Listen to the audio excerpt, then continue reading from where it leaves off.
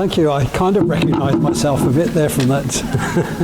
I'm dressed as a Christmas tree today. If you can't see me, the only thing missing are the lights.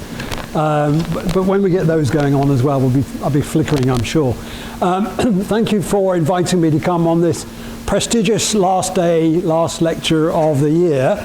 And it's always lovely to come back to Farnborough, even if I can't see it in the dark. Talking of which, I'm going to put some glasses on and just give you a feel of what's coming, what's ahead. First of all, as I was saying to a number of the officials here, that I tend to wander, which is why the table had to go out of the way, otherwise I'd be falling over it. So I'm usually wandering, looking at who I'm going to ask a question. So my first question is, how many helicopter pilots do we have in the room? Oh, thank goodness. How many helicopter engineers? Ah, okay, caught me out there. I was going to say, oh great, no engineers as well. Because often I get asked questions I can't answer because I'm not an engineer and I never was. Well, I suppose I'm an engineer. I'm a human biology technician, being a doctor. But I'm not by any means anything more than your average pilot who's trying desperately to understand the physics and the mechanics and the engineering aspects of the machine he depends and puts his life on the line with.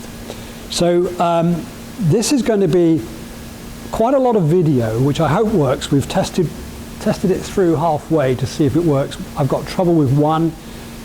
If the piece of video doesn't play, then we'll just crack on. If I see too many people going to sleep, we'll just turn the volume up because there's a lot of music in there as well.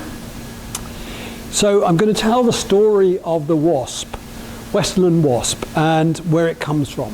So without further ado, I'm going to start with a little bit of music as an introduction, and we'll see how the whole thing goes. And could I rely on somebody to tell me if I'm getting far too close to midnight, if you want it to me to stop early, because it's a big story. Okay.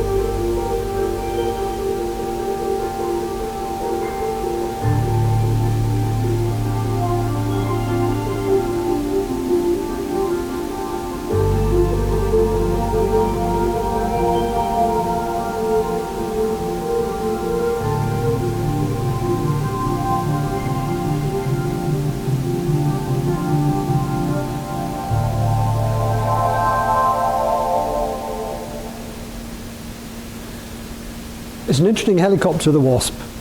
Some people say it's so ugly, and other people say it's so beautiful, and some people say it's got the Merlin sound about the engine, and others say, oh, it's an awful, screaming, horrible thing. So I've heard them described as flying Tesco shopping trolleys because of the undercarriage and so on. So we're going to talk about a lot of things, much of which will cover engineering. But my disclaimer is, and one thing that I wasn't introduced as, at the grand old age of 44, I was the young space scientist of the year for NASA at 44, which I'm very proud of, because I'm even older than that now, much older, of course. So to quote a very famous TV series, damn it, Jim, I'm a doctor, not an engineer, as Bones McCoy would often say to Captain James Kirk. So what a place to start. Let's start with the Westland Scout, because actually the Scout did fly before the Wasp, but they are basically very, very similar helicopters. And actually, to the untrained eye, they're identical until you have lots of spares for a Scout and nothing that fits into the Wasp, which is quite often the problem. And these things were very often manufactured, by hand measurements and the skill of the craftsman, as opposed to one piece fits all helicopters. You'd have to make the adjustments to make it fit. Anyway, the Scout, as you probably know, is an Army Air Corps utility helicopter, not built to be any one thing. It's to do a general duties job, following on and replacing the Sioux, which was the Bell 47, as you remember, and the French step-in for a while, which was the Alouette. And again, some people, when they first flew the Scout, said, "Give me back the Alouette, please." They're loved and they're hated all at the same time. I think they're lovely. I've flown Scouts a lot. I've flown Wasp much, much more. My last year or two, I've been spending more time in Scout helicopters, and I love them. So the Westland Wasp then is a development. It's not really a development of the Scout, because the Scout and the Wasp were parallel in a program which, when it was set up, was to fulfill the needs required by the Army and the Royal Navy. But the Scout flew first, so a lot of people say, well, it's just a development of the Scout. Not quite true. So at this time, in the 1950s, the Royal Navy led the world with heli operations on small boats, small ships. I'm not allowed to say boats. Anybody in the ex-Navy? Thank goodness, I would have been castigated for saying boats. The only boats are submarines, apparently. The rest are ships. Okay. But the idea of the Wasp helicopter on a small ship is not just utility. In other words, it's not just to move cargo and people around, but it's also to be an extension of the armament of the frigate. So it's extending the range of the frigate by about 100 miles or so. So that striking range is now not in the immediate area around the ship, but over the horizon, 100 miles away. Basically, and I've just seen I've made a mistake. I added to this slide today, and I did it so much in a hurry, I called it a submarine hunter. It wasn't a submarine hunter. The Wessex and the Sea Kings were the submarine hunters, and the mothership would hunt submarines. But there was no equipment on a Wasp to be a hunter. It was a submarine killer. It had an amazing amount of weaponry on it, and we'll talk about that later on. So much of what I'm going to tell you will go back over to go in a bit more detail. It also became, in its lifetime, a surface attacker. And that was part of the result of what the Russians were doing during the Cold War, what was happening in the Middle East, and what was about to happen in the Falkland Islands. So we'll come back to a surface attacker. Search and rescue was also a role that was undertaken by the ships, of course. If somebody went overboard or there was an accident, they were going to an accident, then the Wasp could be used for search and rescue, and the winchmen, the crewmen were trained as winchmen as well. Not a fantastic aircraft for search and rescue, but it got the job done. But it was also often used for casualty evacuation, or CASEVAC. And you might think, well, hang on, this is a very small helicopter. You can see the size of the sailors there.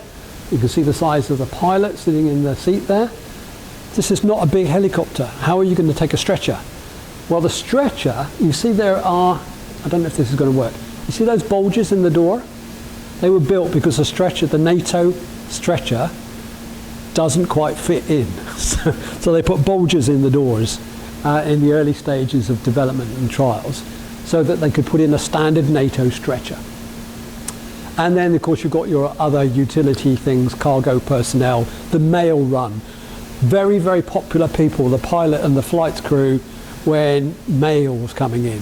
So they would fly off to the nearest port where the BFPO post was expecting the ship to dock or to be in the area.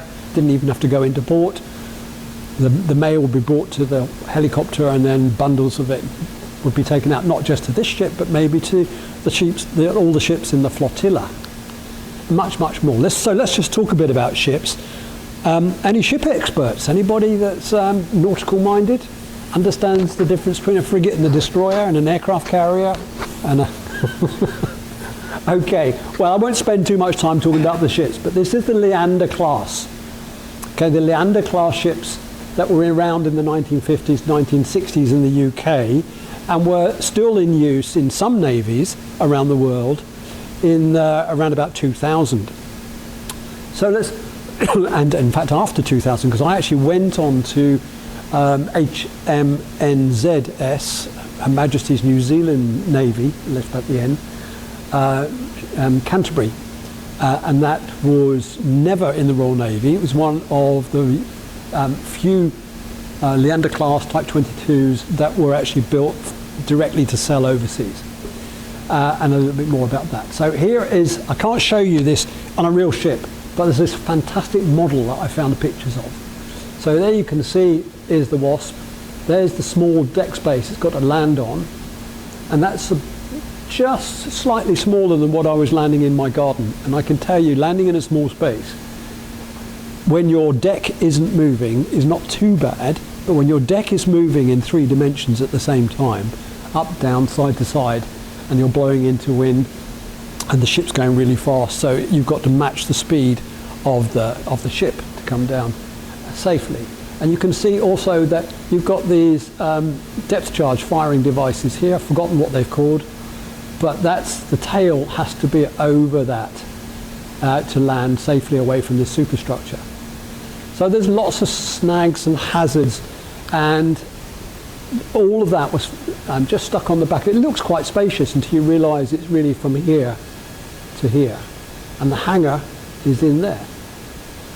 And I'll show you a picture of the hangar in a moment, but this is HMNZS Canterbury, and the only difference between this and a Royal Naval Type 22 frigate, Type 12 frigate rather, is the fact that this had Bofors guns and this had Sea-Cat missiles.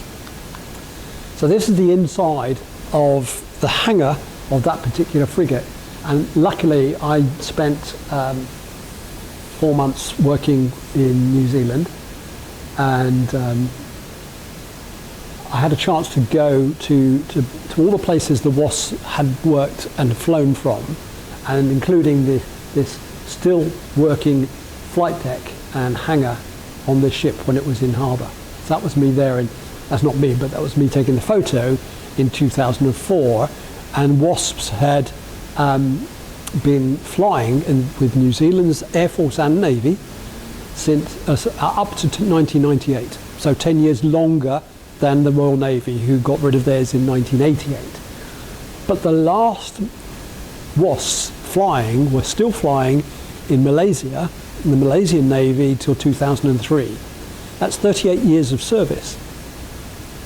38 years of service, and the interesting thing is, there was never a Mark II. There was only one Mark. How many other aircraft types do you know that in 38 years, over a third of a century, have only ever had a Mark I? So there you are. This is now the tribal class, and here we have, there's no hangar space and deck space at the back, but that is the hangar, and the landing pad is on the roof of the hangar. So how do you get the Wasp from there into there with that? Now, that might look like a crushed up insect being caught in a trap, and it's precisely what it is. Can you see the clearance from, these are the flots or flotation devices, which are the furthest points out, and this is the mechanism for dropping the roof of the hangar so that it becomes the floor of the hangar, and then metal sheeting goes over the top of that to keep it weatherproofed. So that is how you fold the wings of a Wasp and squeeze it into a small box and drop it into its house. That's a tribal class. So that was just to give you a little bit of an introduction to what the Wasp was used for and what it was like for the pilots on board, and the engineers for that matter, and the rest of the flight crew, the flight team. So now we're going to look at the pedigree of the Wasp, because if helicopters had DNA, then Thieber, who you've heard of I'm sure, if you don't like the way I pronounce Lieber, you might recognize Siever, which is the anglicised version of his name. And his DNA starts not with Leonardo, of course, but here. From here on in, this is completely traceable DNA of helicopters. So Juan de la Cierva, first Count de la Cierva, a Spanish pilot and an aeronautical engineer who was completely motivated in finding a way to lift an aeroplane off the ground without having a long runway. So in other words, creating the wind over the aerofoil as opposed to driving your vehicle through the air to make the wind flow over the airfoil. So he started off back in the first decade of the 20th century, and he tried 2 counter-rotating rotors because he already knew from models and things that you had to, if you rotate something on top of a body, a fuselage, then it's going to counter-rotate in the opposite direction, so therefore you have to straighten it up by having something which counter-rotates the body against the rotors. It never flew because it didn't balance properly. Then in 1920, his Mark II version was the first ever single rotor autogyro. Now, the reason it says G-I-R-O is because that's the spelling that he used. He didn't use G-Y-R-O, which is what we tend to use. And that was designed with 5 blades, so that's going some, but that never flew, not because of imbalance, but due to lack of funds. But had it flown, it probably would have been imbalanced, because this is the theme that goes on. C3, the version 3 in June 21, had 1 rotor with 3 blades. So again, this was not a contra-rotator. And also, because it's built on a fixed wing structure, fuselage, it still has a tailplane and elevators for yaw and pitch control, and rudder pedals as well. The problem here was something called collective pitch variation. I don't want to go too much into the engineering because somebody will tell me I'm wrong, but this was before the development of fully automatic moving rotor heads, but it was Cierva that actually designed those first ones. So he was not quite there in 1921. So this thing flew, but it only went a few inches off the ground, so it was Wright Brothers stuff, really. So here we're now on to version number 4, 1923. So after 4 years of experimentation, he developed the articulated rotor and made the world's first successful flight of a stable rotary wing aircraft in 1923 by inventing something called the flapping hinge. Now, flapping hinge and drag hinges are something which I could spend some time talking about. I don't want to bore you if you're not an engineer. We'll come back to it if anyone wants to know more at the end, if you like. He also was still drawing the vehicle through the air with a propeller on the front. So at that stage, he still hadn't got rid of the propeller. Bit of geographical stuff coming in now, because Farnborough comes in very early. Here we are in Farnborough, and the first ever gyro or rotary wing flight ever came from Hamble to Farnborough.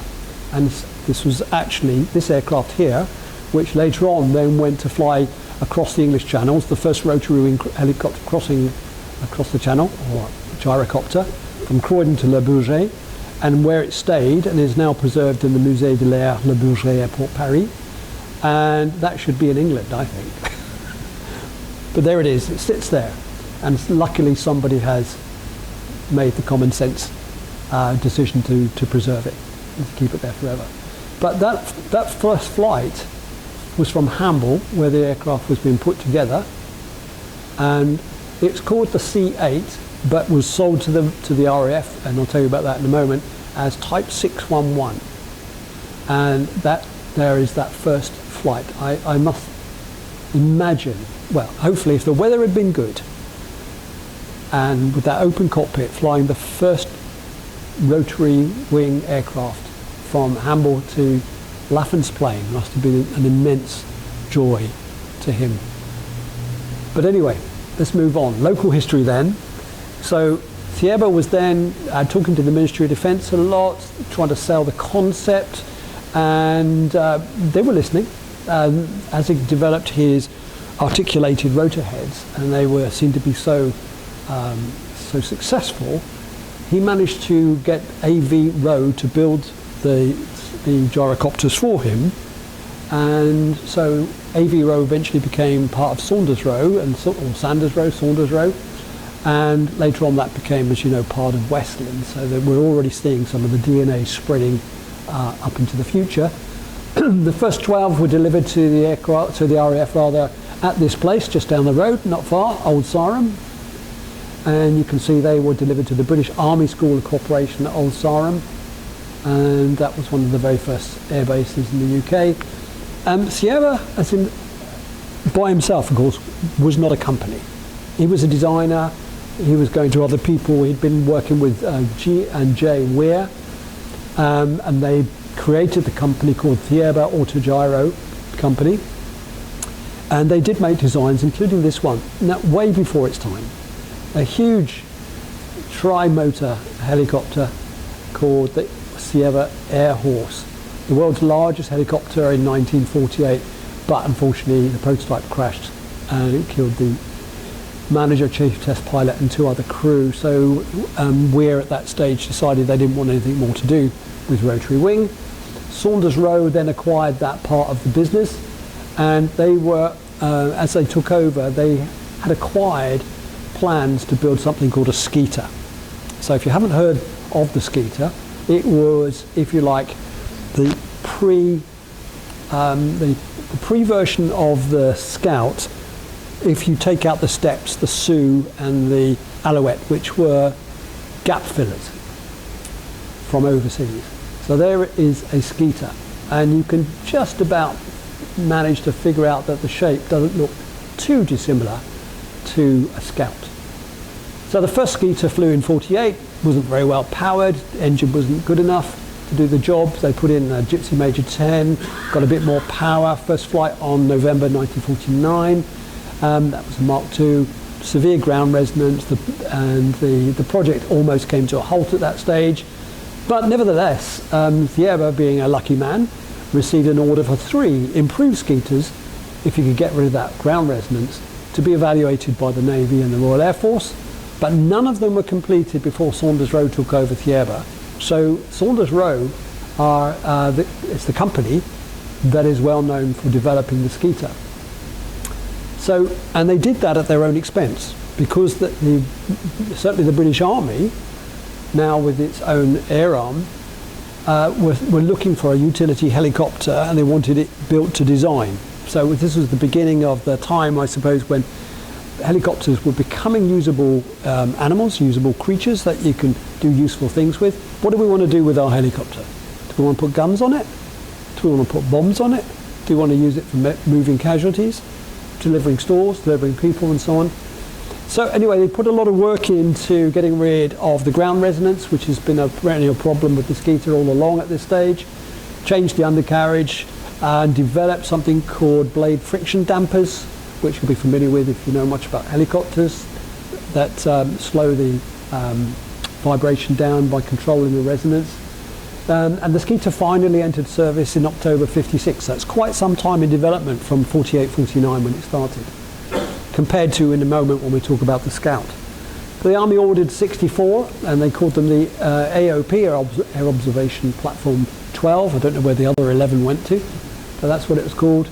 And they were also operated in this nice slinky red, day-glow red colour for the Central Flying School. Ongoing development from the Skeeter then was to take it one stage further, put a turbine engine in it. So that originally they were going to put a turbine engine in the Skeeter, but after they looked at designing something bigger and better to offer more space, more carriage, more lifting ability, more power, more performance, it was decided to undertake the Scout Wasp program, but it wasn't called the Scout Wasp program at that time.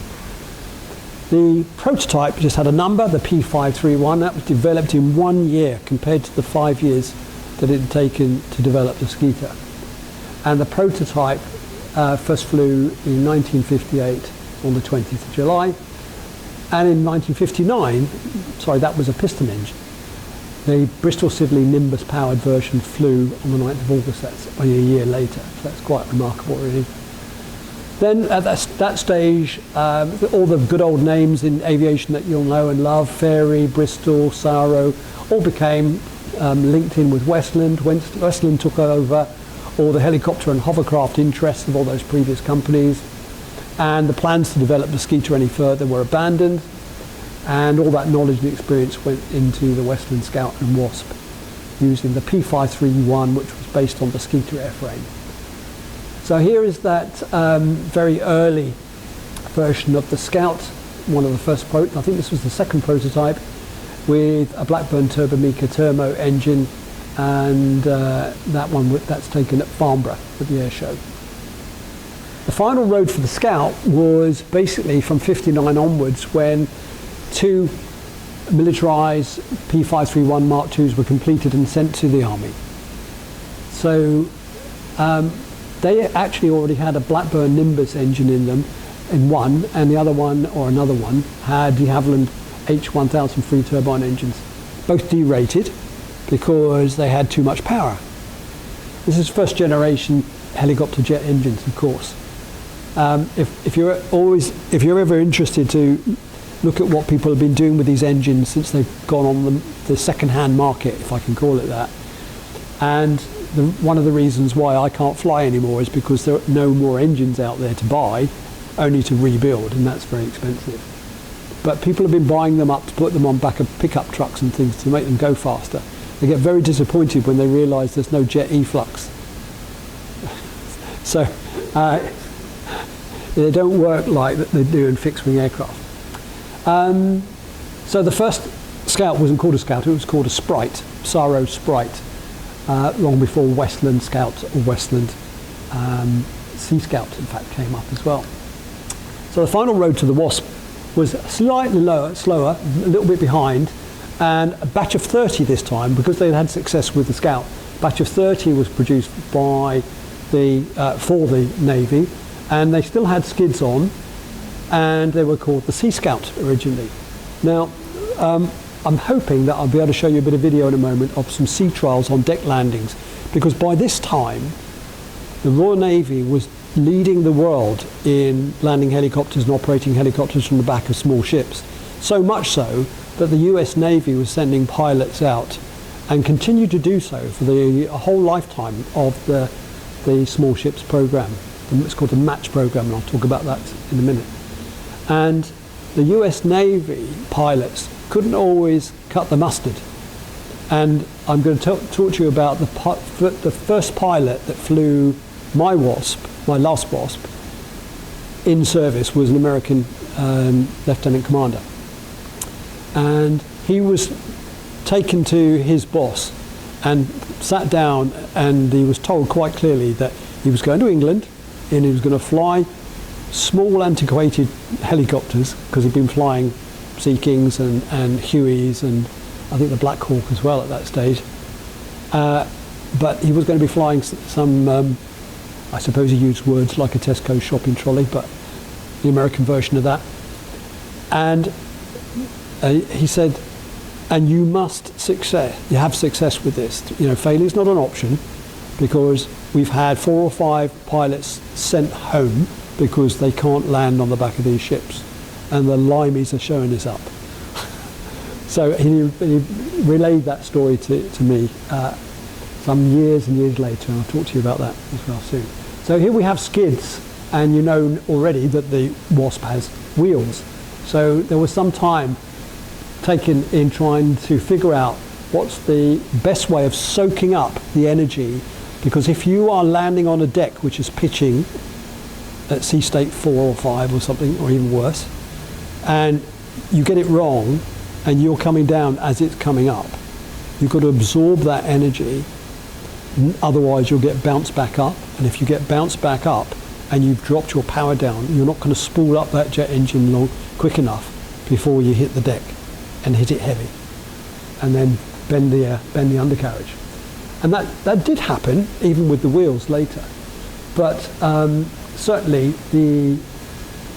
what was the early development with retaining skids was, if you look at these oleos, they're much longer than on the Scout, which are about half the distance. The Scout is up here somewhere. So they use these long stroking oleos. Now that does cause problems in the design of that straight down oleo with no directional, it can't splay out without fracturing. So that was the big problem.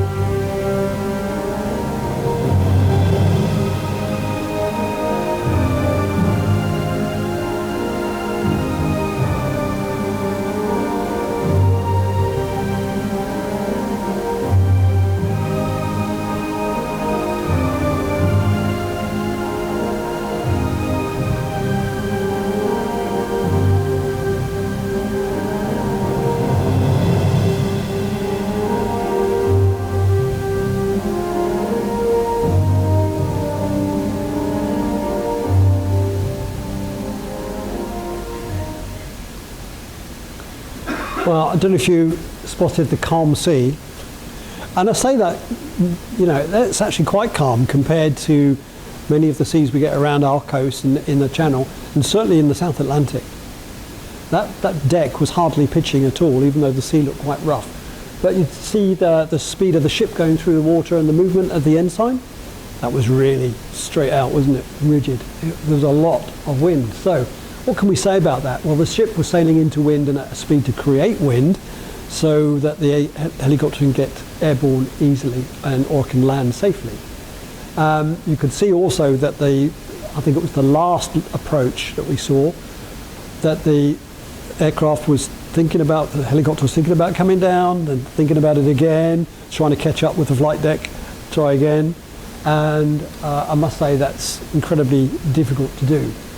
So the ship may be in much rougher seas than that and rolling as well. That was a particularly small experimental flight deck, and anybody standing on there would have been in serious danger because there was no side rail. Side rail would get in the way of the helicopter. So safety on board was sort of took second place to getting the research done. The ship's superstructure disrupts the airflow. So if you're going straight on, your airflow is coming into the ship's superstructure, going around it, turbulence all over, and very difficult to judge what the airflow over the flight deck itself would be. The flight deck is very small. Landing requires airspeed matching the ship's speed. Approaches from the port and starboard were compulsory, so they developed how you could pull up next to the ship and then crab across and then down. And that's a technique which we see now on anything which takes off vertically. So whether it's Harrier or it's the new Lightning, F-35. Numerous hazards and distractions. There were so many people, weren't they, watching those trials? Did you see the crowds of people up there? And you're worried about your rotor tips. am I going to strike the structure? If I do, where are the blades going to go? Where's the hazard going to be? The Wasp was always out over the sea, flown with the doors off. Doesn't matter which country you were in, which season it was, and whether it was day or night. So you could imagine what it was like down in the South Atlantic with the doors off. So no IFR capability. So there was no instrumentation to allow these pilots to fly instruments. But they had to fly at night, and they had to fly in marginal conditions. It could be raining, it could be foggy, it could be low cloud, it could be, sea states, marginal conditions is an understatement. And there was always a danger of over-torquing that particular helicopter. The Wasp it was not very forgiving. If you pulled up the lever, it would still allow you to, but then it might give up the ghost as you just pull up over the ocean. And of course, the last thing you want is have an engine failure over the sea out there. But that's why the doors were off, by the way, because once the helicopter got into the water got into the helicopter. And it always amazed me how I had 4 different Wasps in the time I owned them, and not one of them would keep keep dry in a rainstorm on the inside. They were completely leaky. So why would you make a Navy helicopter completely leaky? I don't know. But anyway, so danger of over-torquing and then going into the sea. So that's why they decided to fly with the doors off, because getting the doors open once you're submerged would have been very, very difficult. So I have absolute and total 100% and more respect and admiration and I'm inspired by these pilots, and they're still out there, these guys. Some people that have flown and done exactly that, they've flown doors off in the South Atlantic, are still out there and still remember it. So one of my joys is in the retirement of the aircraft and the retirement of the people that flew them and crewed them and fixed them and maintained them and then tested them. All these people, I love meeting them and then giving them opportunity to come and fly. So this is a Sea Scout. So the Australian Navy bought 2, crashed one, said, no, don't like these. That was the end of the story for Australia. Coming back to our geography, I won't spend too much time on this, but you can see the Wasp and the Scout basically belong to the central south of England. A bit western out there, I suppose, and a bit eastern over here with White Waltham and RAeS up here. But all these connections we've got with Leonardo's, before that Westlands, before that Saunders Roe, then Thieber, go all the way back to the early Thieber flights. So this is steeped in history for the Wasp. And I may be out of date, but if you want to see a Wasp cabin, so the front end of the fuselage, there should still be one, I believe, at the FAST Museum. But it's hidden in a store. You have to ask to be let in to have a look at it. And it was used for noise and vibration testing. That's why it's still there. So, spot the differences. Okay, who's going to shout out the obvious difference? Don't be shy. Undercarriage. Yeah, we got wheels on the Wasp and skids on the Scout. Now, there are wheels at the back, but you can see they're above here, they're above the skids. And what you do is when you land on the skids, then you can ratchet the wheels down, so therefore you can roll it. You can roll it, bring the tail down, nose up, and just roll it where you want to take it to. So there are a number of other features which we'll talk about. Here we are. Long stroke landing gear. So there we have the modernized version. When I say modern compared to what we saw earlier on. This is the an option, I suppose, which was shorter stroking, because we don't expect the land to come up and bite you when you're flying a Scout. But the deck on a helicopter, landing pad on a ship, can do that exact thing. So that's why you've got stroking undercarriage here. And why when the Wasp lifts off, and you'll see it in a video later on, you'll see the legs start dangling down, just like you see in a dragonfly or a mayfly. Now, unfortunately, there already was a helicopter called the Dragonfly, so I guess they had to find another insect. Now, wasps' legs don't tend to do that, but they do look like dragonflies. Cast ring wheels, so these wheels are not motorized by anything. They are free cast ring unless you lock them off. So these two front wheels are locked off fore and aft, and the ones at the back are towed inwards. So that means if you have to do an auto rotation to landing, you don't want to be then at the mercy of your Tesco shopping trolley wheels going in all directions. You've all had a shopping trolley that does that. Nisha has. I can see you smiling. So you just don't know which way you're going to go. So the idea then is to make it go in one direction. And there's no brakes. So you lock the brakes or you leave them off. If you lock the brakes, as Gail and I found out, Gail's sitting behind Nisha over there, as we found out that when you do have to go down in a hurry and you land, and you're not landing on some nice surface, you know, they're like a runway or tarmac, then these locked wheels in the back will dig into the ground, and then it brings the tail down, and then you take the tail rotor off, and then you're spinning. So anyway, folding rotor blades, and we saw those folding back when we saw the picture of the Wasp in the hangar of the ship. Folding rear tail boom, which hinges around here. So this bit folds over. A single high horizontal stabilizer, which is actually there, as opposed to this one is a double one underneath. This one's high, this one's underneath. Metal tail rotors, extra fine rotor pitch. Some people would argue that it's actually reverse pitch. So the idea was once you're on the ship, you don't want to be bounced back off again before you get tied down. So you would go into what is officially known as extra fine rotor pitch to try and lock you onto the surface of the deck. But other people say, no, it's got obviously, you know, its lift is in the opposite direction.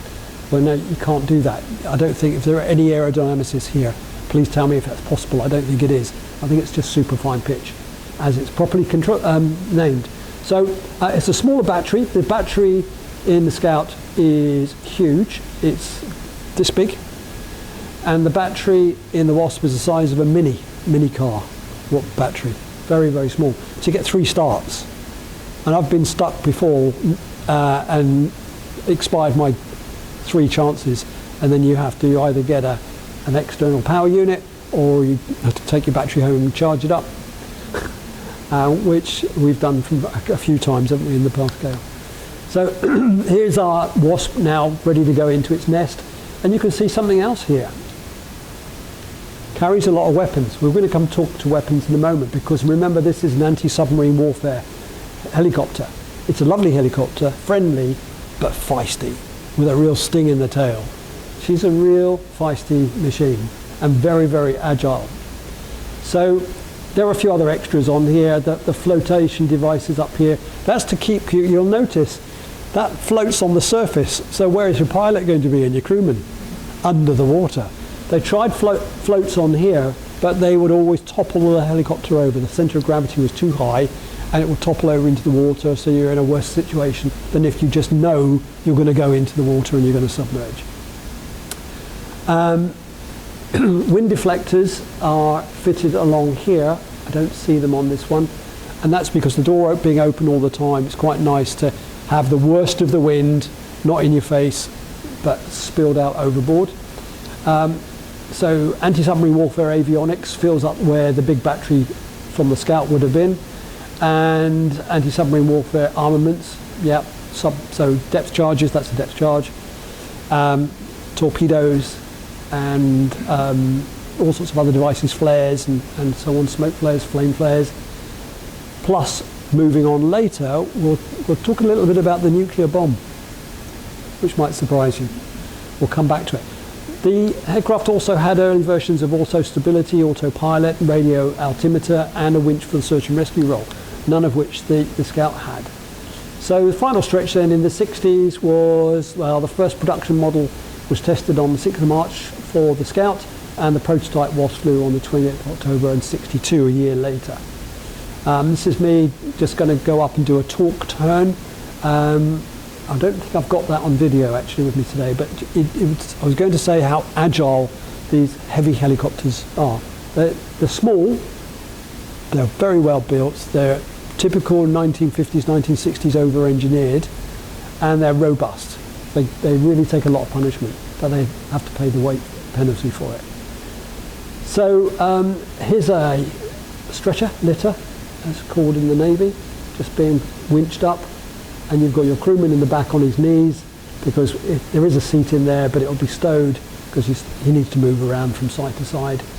When he's not winchman in the back, he could be a weapons aimer in the front, or he could be a navigator, or even a second pilot. So the Wasp in service, let's just look quickly at the numbers. Initially the Royal Navy had 98 on Leander, Tribal and Rothsay class frigates. The Dutch took 12 for their Van Spijk class type 12Ms, which were the same as Leanders. Others were other users of the Wasp were Brazil, Indonesia, Malaysia, New Zealand, South Africa. So it's an addition to the Dutch. Total production is 131. Not bad, not bad. So pretty good export business going on there. And a lot of the Navy ones were sold off to resupplement these other navies. So the Royal Navy didn't just scrap them all, it sold them. And in fact, all the Wasps that I have owned and flown, not the ones that didn't fly, all the ones that I've owned and flown have come from New Zealand. So they were sold back to the UK. So Royal Navy Wasp retired in '88, 24 years in service. And I already told you that the last ones were flying in 2002, retiring in 2003, with the total life service of 38, 39 years, and there was never a Mark II, which I think is incredible. So going back to the Royal Navy, a couple of squadrons were set up early just for trials and testing, and also deck landing trials were done not just at sea, but also at RAE Bedford. The first Wasp flight was formed on HMS Leander, so this is called a small ships flight, and a small ships flight would have a pennant number of the ship on board. It's the ship that is on board, and in 1963 HMS Leander took the first Wasp, and it was part of 829 Squadron, which is a squadron which accumulated all the helicopters from all the ship's flights. So it's a pretty big squadron, because there were, how many did I say? 98, yeah, originally. And I told you that predominantly they were anti-submarine warfare. So these guys, working with those guys, they would hunt, they would tell this where the submarine is, submarine goes in, kills it.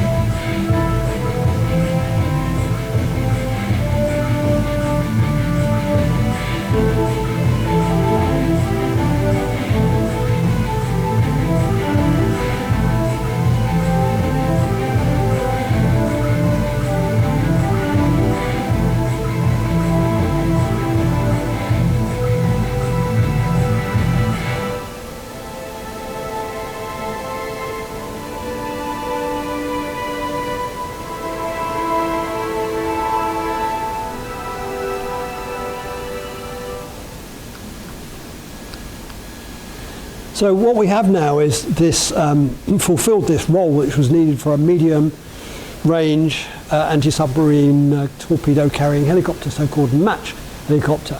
So that's exactly what these things were built for. Now, if we look at the weapons and a bit more, I just want to stop at that photograph and ask, anybody know what that is? There is one at Farnborough, or maybe two at the museum.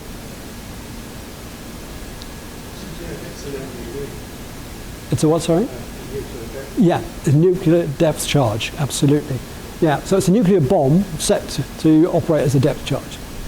And Nigel's written, there's a couple of notes from him here. I've collected a lot of people's stories to put in a book, which I'll tell you about later. But, so this is a nuclear bomb, which exceeded the weight that could be authorized by the sign-off engineer for the helicopter. So if that takes it above the maximum all-up weight, there's only one thing you can do really, is strip the aircraft of everything else if you want to deliver this weapon. So the pilot has to take out the floor at the back, the seat at the back, the crewman, the missiles, the missile apparatus, the winch, basically anything that was not needed to just fly directly to the submarine. And the pilots were told that they would be instructed to fly to the target, drop the bomb and get out as fast as possible. We'll wait for you. That always makes me laugh. We'll wait for you. We'll pick you up. No, you don't. You'll be going as fast as you can in the opposite direction if there's a nuclear weapon. However small it was, as a nuclear weapon, it's still a nuclear weapon. And the pilots were told, well, the explosion's going to be beneath the surface of the water, so it's going to be attenuated. And I wanted to know where this information came from, or was it just propaganda? Could you imagine setting off to drop a nuclear weapon on a submarine somewhere? Anyway, it never happened for real, thank goodness.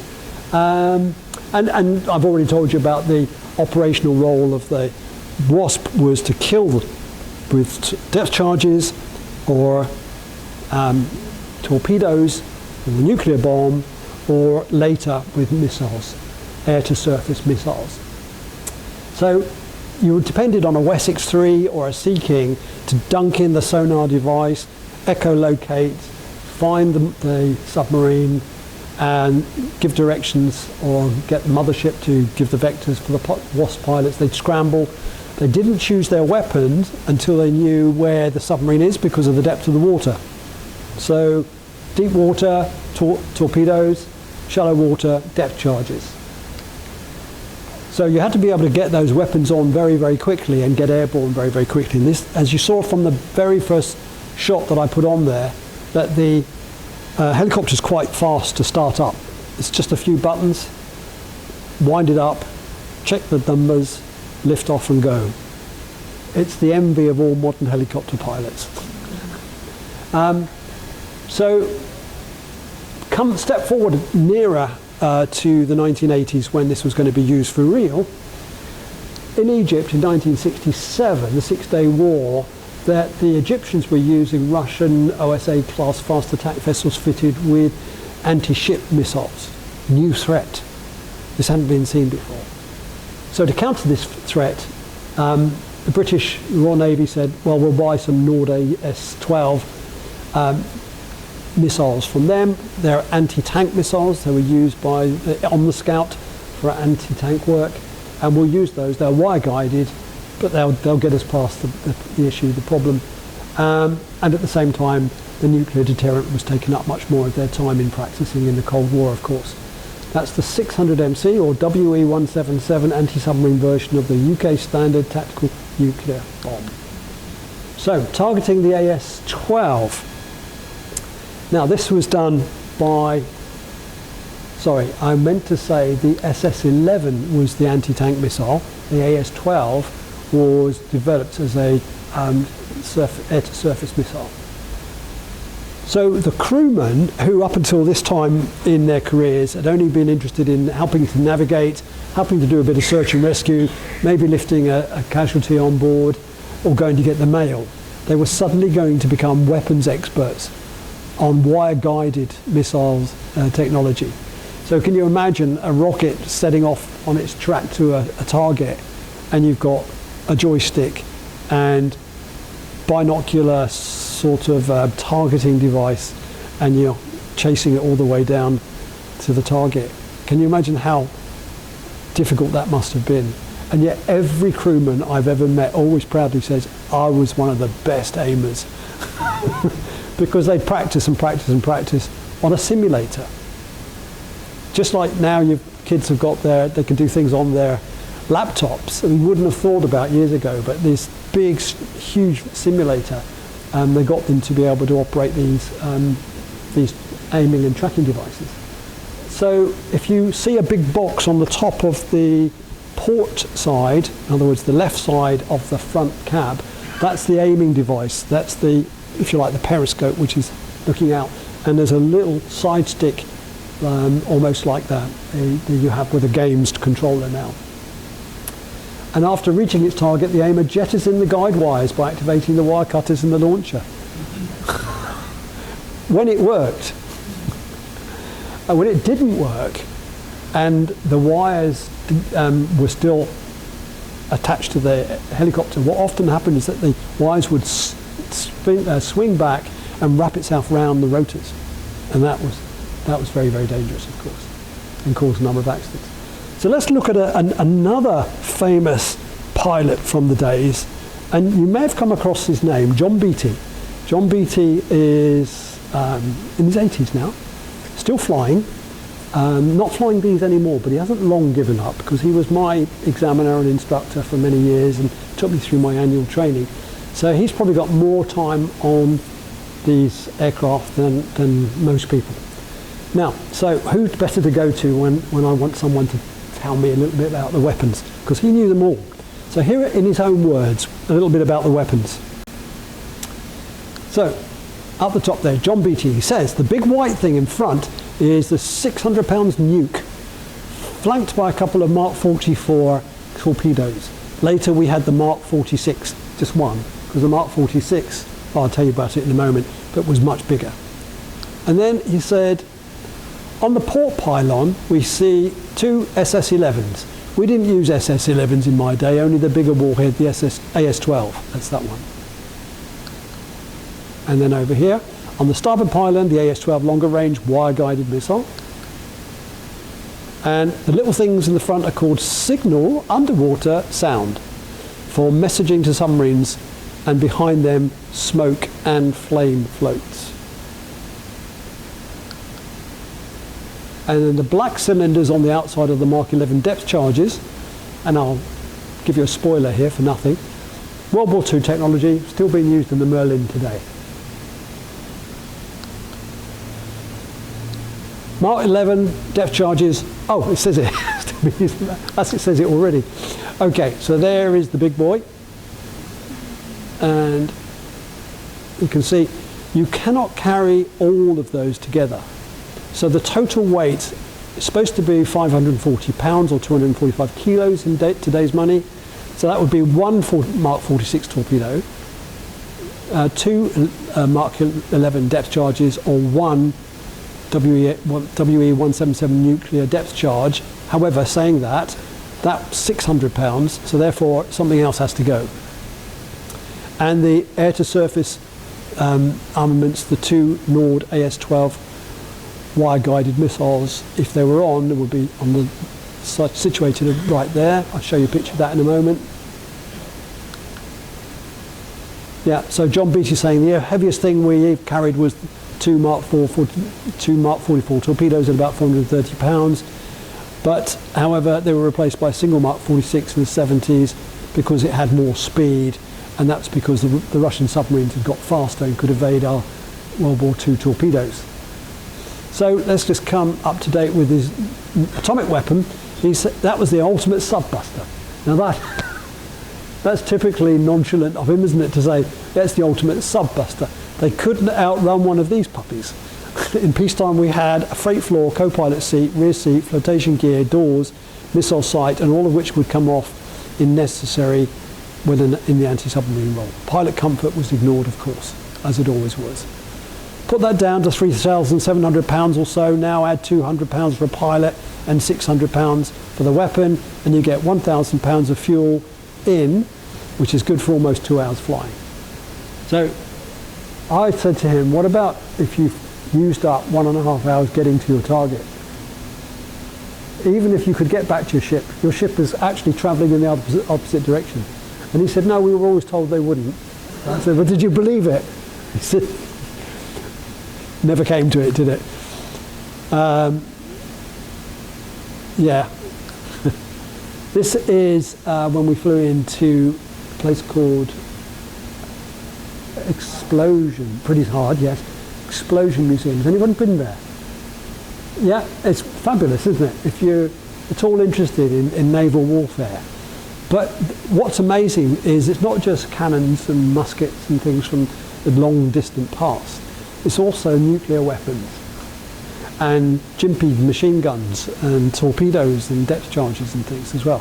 So we flew into this little space, which is, as you can see, that, if you recognise it, is Portsdown Hill, with what used to be called the Army Weapons, Surface Weapons Establishment on the top. I don't know what it's called now. I think it belongs to Kinetic.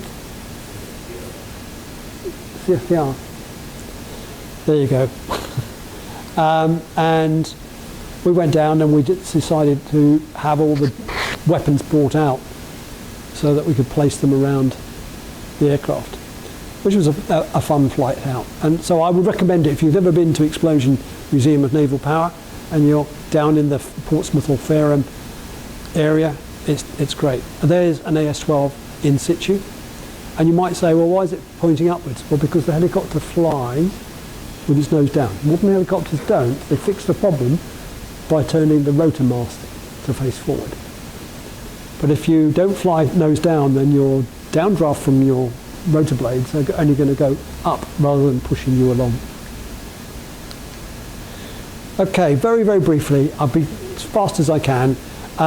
New Zealand Navy, this was the first Wasp I bought, and it was actually in that colour because that was the colour it was on. It had for peacekeeping duties in a place called Bougainville, and it was originally X-Ray Tango 435, renamed in New Zealand 3907, and brought back to 435 and bought by me back in 2000. Now that helicopter has been through a lot in subsequent years and has now been refurbished and it's in pristine condition. That's the one that you'll have heard about me flying into Brooklands if you were there, or if you heard about it not too far away. And that was in, I think, May this year. So it's a superb helicopter now and still running. I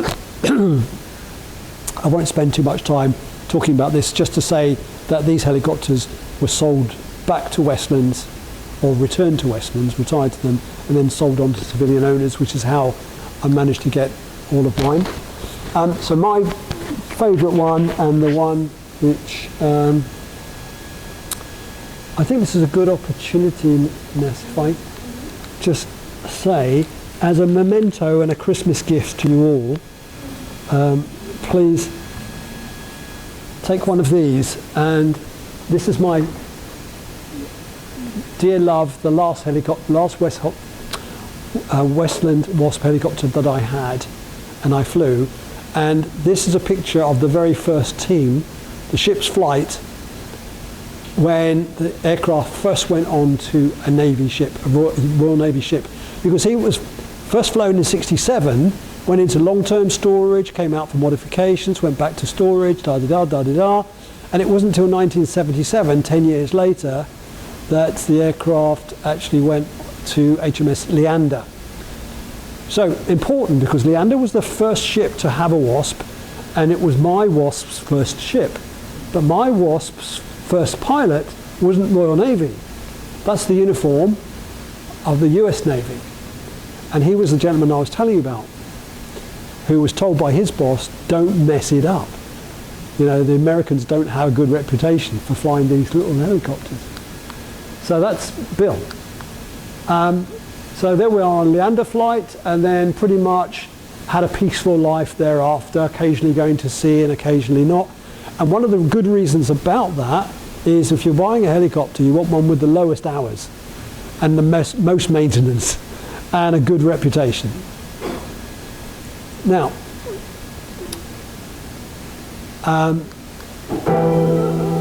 this is Bill.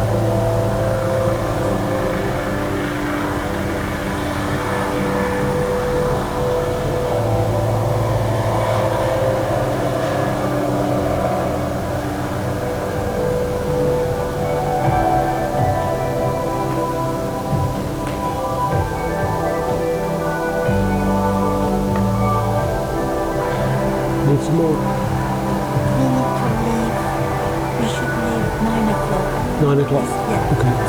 A bit quick? Yeah. Do you need more of those? Do you need more? Do you need some more? Oh, yes, please.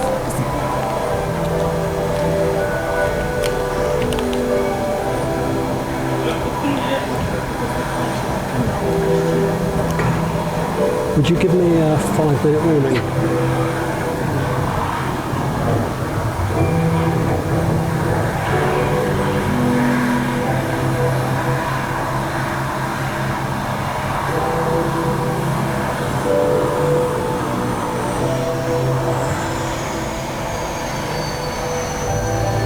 Lots of little snippets. So in the book I collect stories like this. This is a guy called John Adams, and he flew my first helicopter.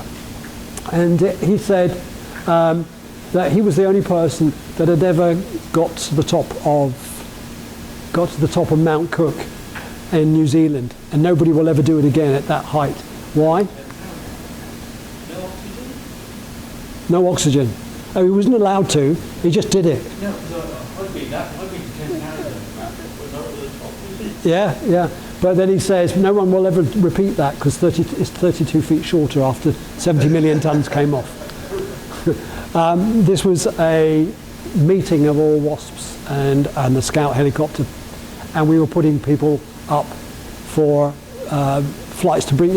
Basically it was a reunion, and anybody who wanted to fly could fly, and we just did that voluntarily. So that was my helicopter, but that's me flying in that one. That one there. So, just one more. Couple of minutes.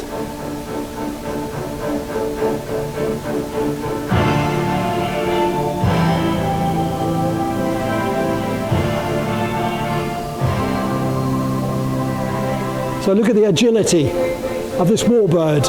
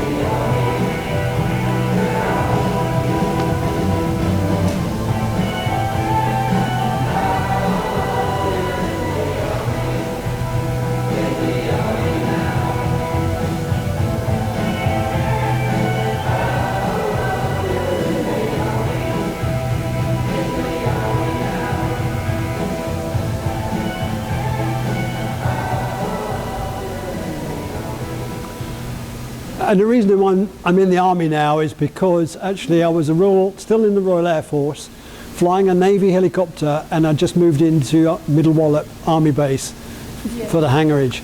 So just one last great honour that I have to tell you about, and then we're done. Okay, this is probably the one thing that any display pilot really wants to do. That's open a big air show, especially when you're celebrating the return of a great helicopter, the Wessex, which often flew with Westland Wasps, and we're just coming up at that time to the anniversary of the Falklands War, 50th, 40th.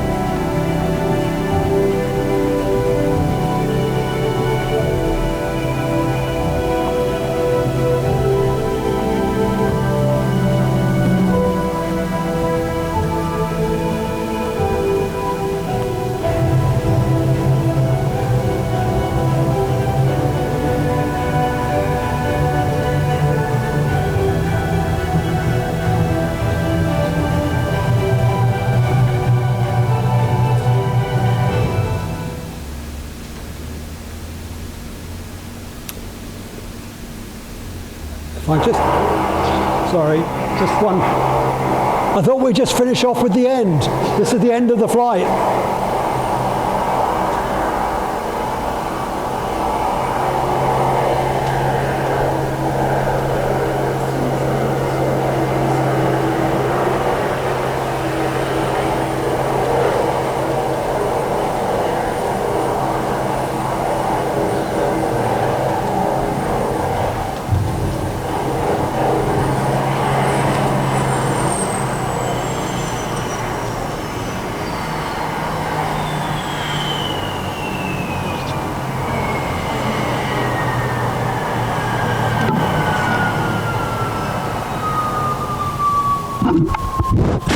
And that's how quick it is to switch off.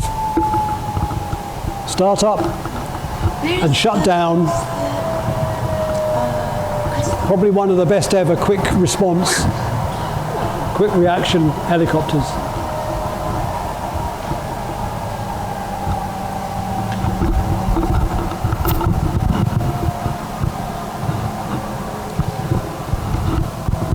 Understood.